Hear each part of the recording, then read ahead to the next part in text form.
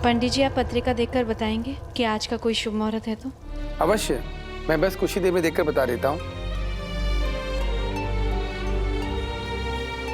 सौभाग्यवती भव। राधा, मुहूर्त किस लिए? ताकि अब से जो भी हो शुभ ही हो। ये जो परिस्थितियां हमारे सामने खड़ी हो गई है, इन्हें सुधारना तो पड़ेगा ना माँ।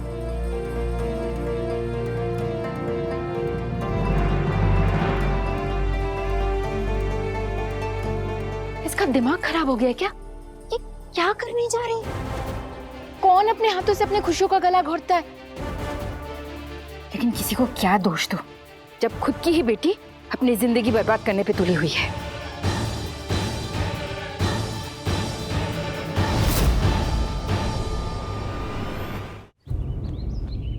पंडित जी के पास संदेश पहुंचा देना कि जो भी चाहिए उसकी सूची अभी से भेज दें।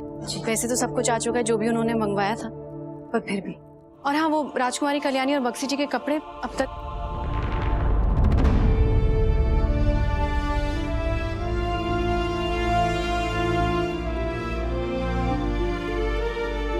मैं संभालूंगी, आइए मेरे साथ। हो क्या गया है राधा? ये सब क्या है?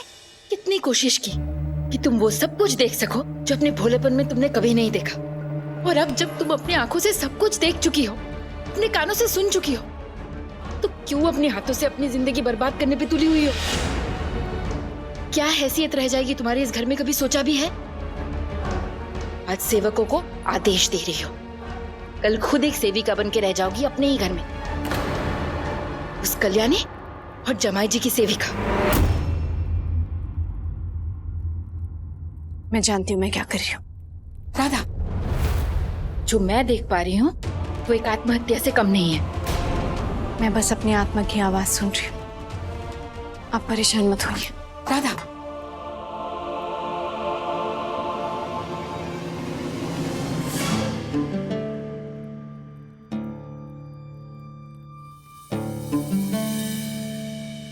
ये सब क्या है? किसके लिए?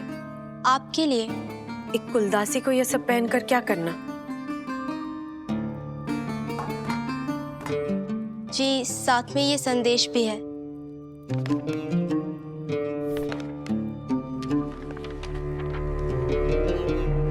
राजकुमारी कल्याणी, कुछ गलत हो जाए तो उसे सही करने में ज्यादा देर नहीं लगानी चाहिए। मैंने देर जरूर कर दी थोड़ी, पर मुझे खुशी है कि आज आपकी परिस्थिति को समझकर मुझे ये फैसला लेने में मदद मिली। राधा मणि जी ने कहा है आप समय पर मंदिर पहुंच जाइएगा।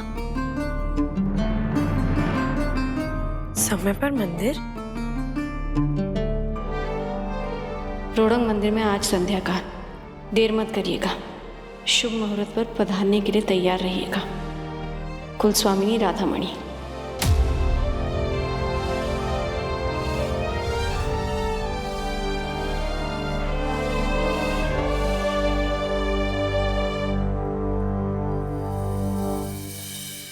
राधामणि, ये बाहर किस बात की तैयारी चल रही है?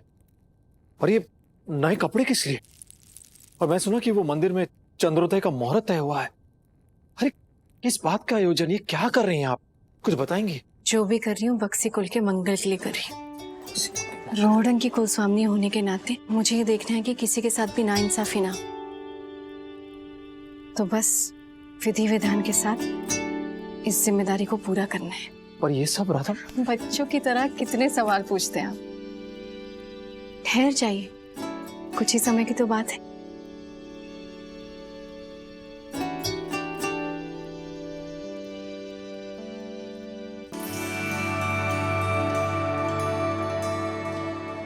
राजकुमारी जी, राधा मणि जी ने भेजा है मुझे आपके साज श्रृंगार के लिए।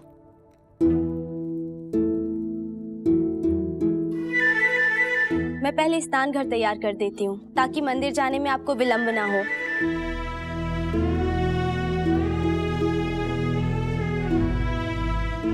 इसका मतलब राधा दीदी ने मेरे और बक्शी जी के विवाह को स्वीकार कर लिया। मंदिर बुलाने का मतलब तो यही होगा कि समाज के सामने वो हमारे विवाह को मान्यता देना चाहती है।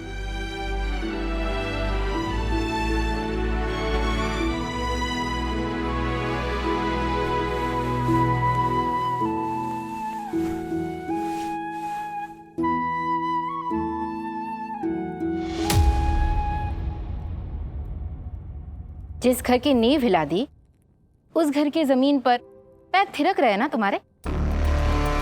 बिल्कुल भी शर्म नहीं आती है ना तुम्हें? आप मुझसे इस तरह से बात नहीं कर सकते।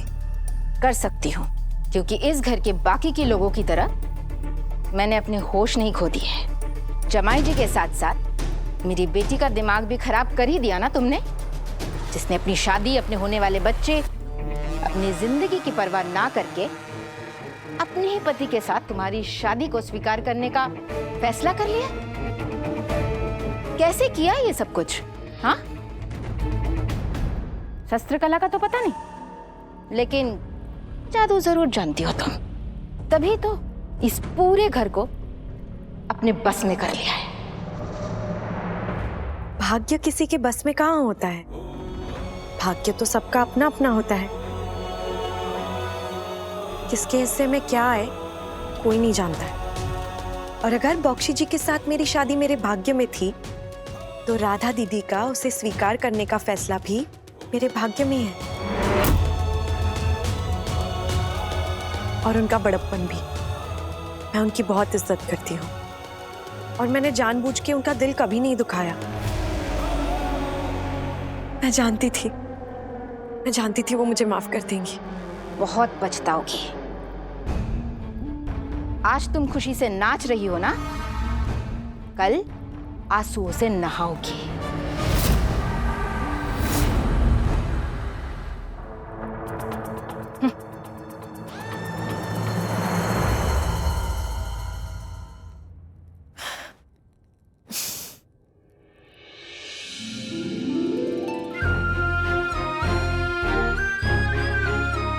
चलिए मैं आपको तैयार कर देती हूँ।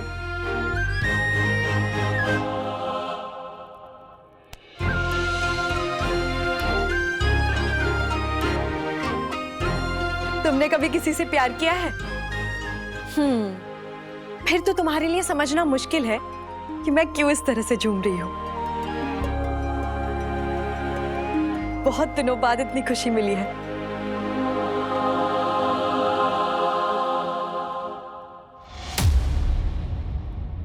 माँ, ये सब क्या चल रहा है? राधा ने बताया नहीं तुम्हें? पंडित जी से मुहूर्त निकलवाया है उसने। जो भी होगा सबके मंगल के लिए ही होगा।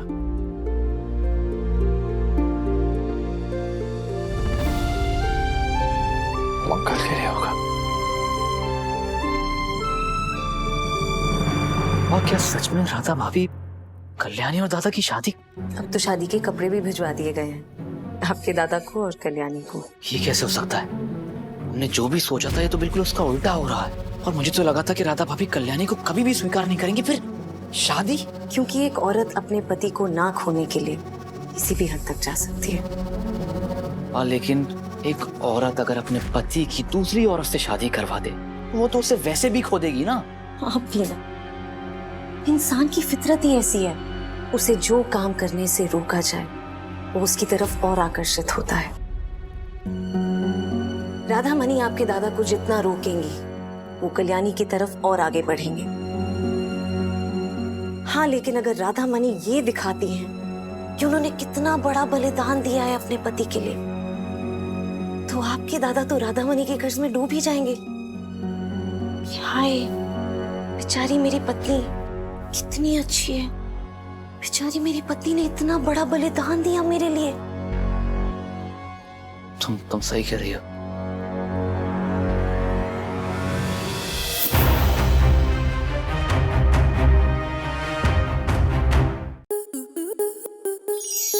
स्टार प्लस के ऐसे ही और बेहतरीन लम्हे देखने के लिए सब्सक्राइब करें हमारे YouTube चैनल को।